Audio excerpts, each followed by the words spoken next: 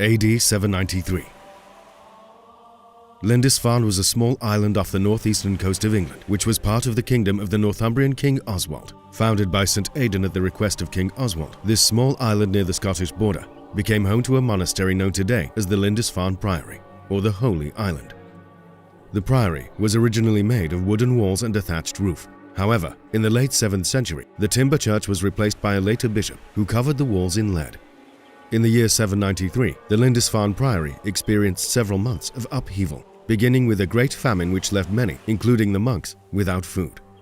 But more challenging times than just empty stomachs lay ahead. On June 8th of 793, a Viking attack was launched on the Holy Island. The only survivors, a few of those belonging to Lindisfarne Priory. In the early Middle Ages, Viking attacks were increasing in frequency and distance. Due to the design of Viking longships, Vikings were capable of traveling vast distances for exploration and for the opportunity of plunder, using both sails and the power of Viking rowers.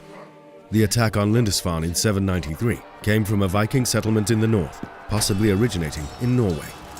It was not the first time that raiders had attacked England, but it was this attack on Christian land that may have begun what is now known as the Viking Age.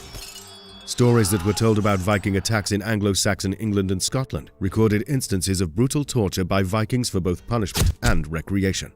In the case of the Viking attack on Lindisfarne, havoc was wrought upon both the island and the monastery. It was chosen by the Norsemen because it was an easy target, wealthy and full of treasures, remote and unarmed.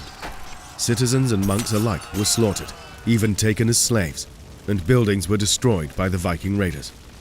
Treasure was plundered, including gold crosses, silver goblets, and a gospel book with a cover decorated in gold and jewels. Luckily, they missed the monk's most important relic, the body and coffin of St. Cuthbert.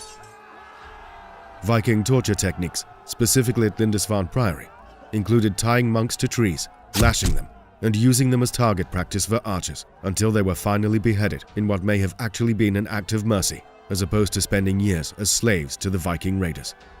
Even if the monks had been able to defend themselves properly, the Vikings were skilled in battle, using shields, swords, spears, battle axes, and bow and arrows. St. Alcuin himself described the attack in a letter to the king and the presiding bishop of the priory. Pagans have desecrated God's sanctuary, shed the blood of saints around the altar, laid waste the house of our hope, and trampled the bodies of saints like dung in the streets. Never before has such an atrocity been seen. It was this attack on Lindisfarne Priory that created terror throughout England and continental Europe about the brutality of the Viking people and the imminence of their raids. Viking attacks also created terror due to the unpredictability of raids, as the longships were fast and quiet, and they could maneuver easily to many places in Europe. The shallow hull of longships also allowed them to travel upriver with ease, and they could be dragged across land, which spread great fear as they could attack areas far from the coast.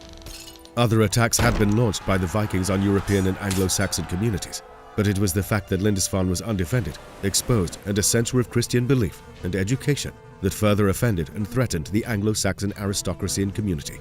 The Viking raids on Anglo-Saxon communities, like Lindisfarne, continued for another 200 years. Viking raids would increase in frequency in Anglo-Saxon England, and they even captured the town of York by 866. The Vikings used their position in England to mount a larger attack on the Kingdom of Northumberland, which subsequently collapsed in 873, forcing the monks of Lindisfarne Priory to abandon the Holy Island in the late 9th century.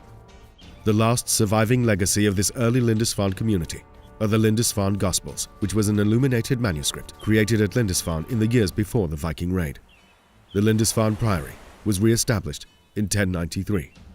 Much of the information surrounding the Viking attack on the Lindisfarne Priory and the Holy Island is still unknown to both historians and archaeologists. Subscribe and click the notification bell for more history videos.